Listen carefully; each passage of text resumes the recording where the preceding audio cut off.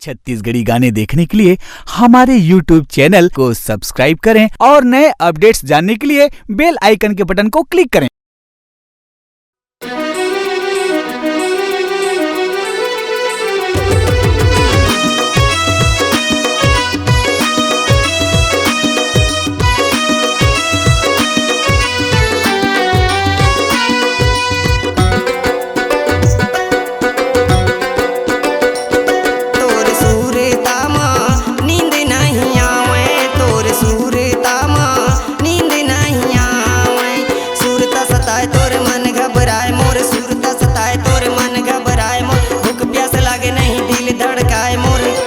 सूरता माँ नींद नहीं आवे, तोरे सूरता माँ नींद नहीं आवे।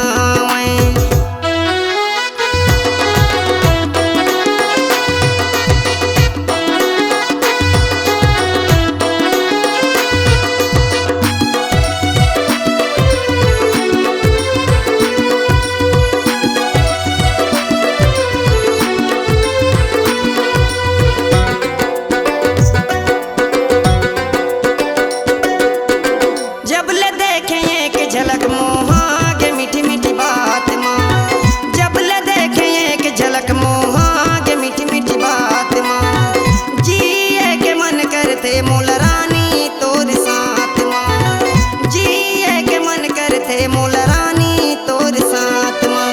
नैना तरसते वो दिल मोर तड़पते वो, नैना तरसते वो दिल मोर तड़पते वो, आँखिले मोर गोरी आंसू बरसते वो।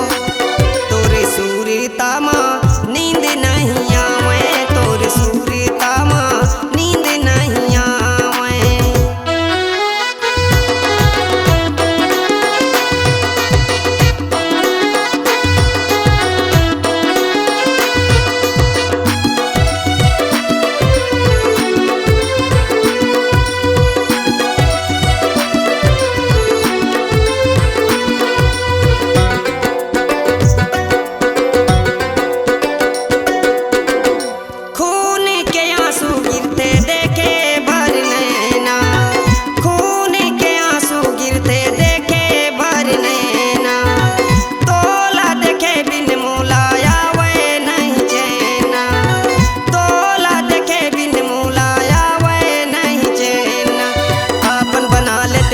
बसा लेते आपन बना लेते, दिल में बसा लेते, मन के मंदिर में वो तोला बैठा लेते।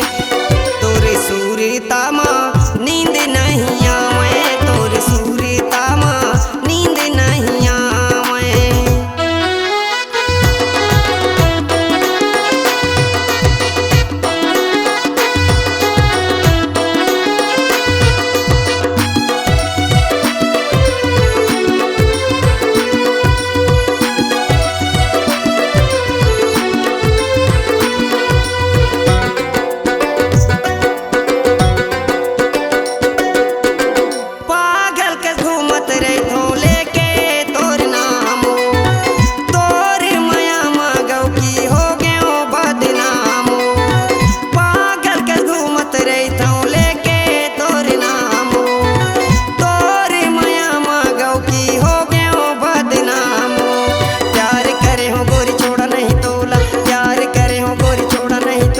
पगला दीवाना कहे चाहे दुनिया मोला, तोर सूरता माँ नींद नहीं आवे, तोर सूरता माँ नींद नहीं आवे।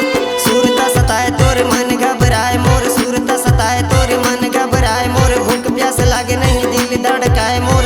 तोर सूरता माँ नींद नहीं आवे, तोर सूरता माँ नींद नहीं आवे, तोर सूरता माँ नींद नहीं आवे, तोर सूरता माँ नींद नहीं आवे, तोर सूरता माँ नींद नहीं आवे। आपकी आवाज ही आपकी पहचान है। यदि आप अपनी आवाज को एक नया आयाम देना चाहते हैं तो चले आइए मल्टी ट्रैक डिजिटल रिकॉर्डिंग के लिए AVM audio video studio, Khamtarai, Raipur. Mobile number 9301523929 और 7869646201।